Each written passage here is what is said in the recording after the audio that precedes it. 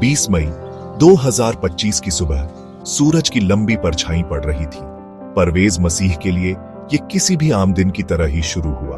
वो एक लेबरर थे, उनके हाथों को सिर्फ मेहनत करनी आती थी। उनकी वाइफ भी बहुत मेहनत करती थी।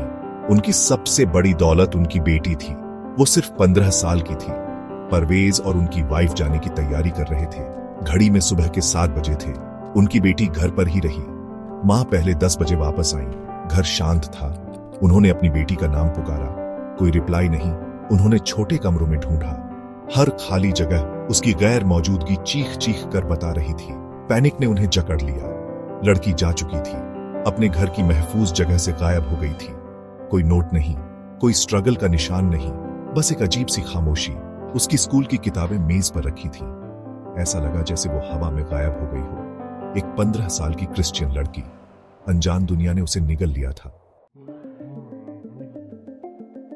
मां के रोने की आवाज से पड़ोसी अलर्ट हो गए। फौरन एक बेचैन तलाश शुरू हुई। उन्होंने धूल भरी गलियों में छानबीन की। हर जानने वाले से पूछा, क्या किसी ने उसे देखा था? एक चमकती आंखों वाली, जवानी से भरपूर लड़की, लेकिन किसी ने कुछ नहीं देखा था।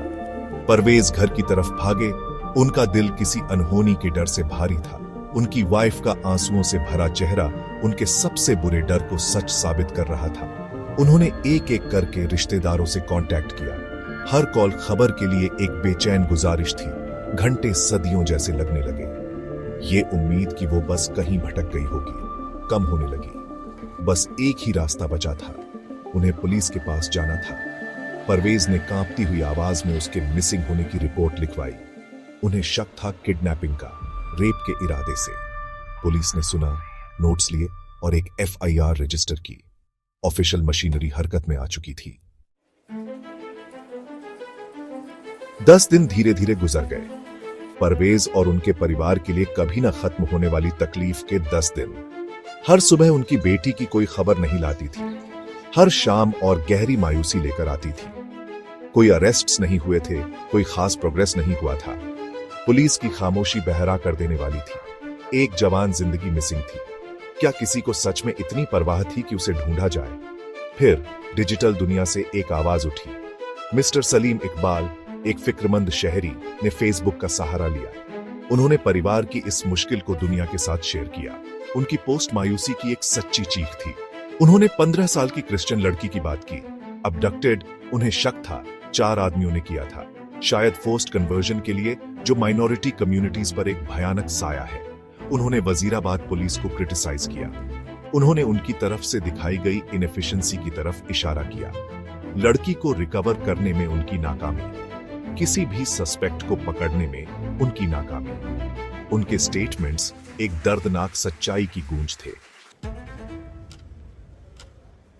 बढ़ती हुई मायूसी के बीच सपोर्ट की एक किरण दिखाई दी।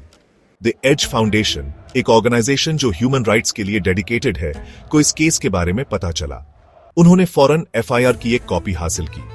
उन्होंने सीधे परवेज मसीह से राब्ता किया। उन्हें लीगल असिस्टेंस और मॉरल सपोर्ट ऑफर किया। अंधेरे में एक बढ़ा हुआ हाथ।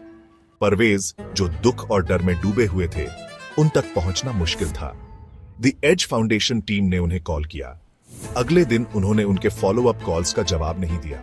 शायद उनके दुख का बोझ बहुत ज्यादा था। टीम ने फिर उनके अंकल डॉक्टर आरिफ से कांटेक्ट किया। उन्होंने अपने इंटेंशंस फिर से बताए। उनकी ख्वाहिश थी कि उस जवान लड़की को घर वापस लाने में मदद करें। डॉक्टर आरिफ ने उनकी सपोर्ट की ऑफर को एक्नॉलेज किया। वो उनकी फिक्र के लिए शुक्रगुजार थे। हाउएवर, उन्होंने बताया कि कोई और पार्टी पहले से ही इन्वॉल्व्ड है। कोई और इस केस को मैनेज कर रहा है। उन्होंने कहा, सिचुएशन नाजुक थी, कॉम्प्लेक्स थी। द एज फाउंडेशन ने कांटेक्ट में रहने का फैसला किया। केस को मीडिया अटेंशन मिलनी शुरू हो गई थी। इस बीच लोकल पुलिस ने कुछ अश्योरेंसेस दी। वजीराबाद पुलिस स्टेशन के SHO ने क्लेम किया कि उन्होंने call detail records, CDRs locate कर लिए हैं। उन्होंने यकीन दिलाया कि अरेस्ट्स जल्द ही किए जाएंगे। लेकिन ये सिर्फ बातें थीं, वादे थे। परवेज और उनके परिवार के लिए वक्त तेजी से निकल रहा था। उन्हें अश्योरेंसेस से ज्यादा कुछ चाहिए था। एक मिसिंग लड़की की यह कहानी कोई यूनिक नहीं है। ये दूसरी ट्रेजेडीज की एक डरावनी गूंज है। पूरे मुल्क में मिनॉरिटी परिवार इसी डर के साथ जीते हैं।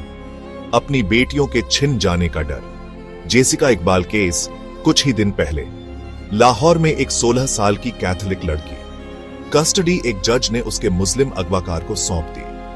कोअर्शन, फोर्स्ड कन्वर्जन के साफ साइंस के बावजूद उसके पेरेंट्स टूट कर रह गए थे। इंसाफ के लिए उनकी पुकार लीगल कॉम्प्लेक्सिटीज में खो गई। चेंज की, लीगल रिफॉर्म्स की बातें हो रही हैं। पाकिस्तान की पार्लियामेंट ने 19 मई को एक बिल पास किया।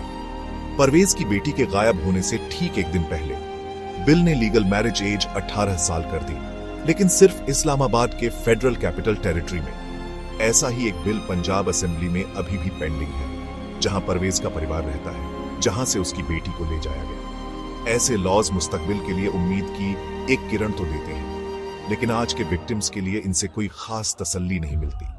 प्रोमिनेंट आवाजों ने इस पर बात की है।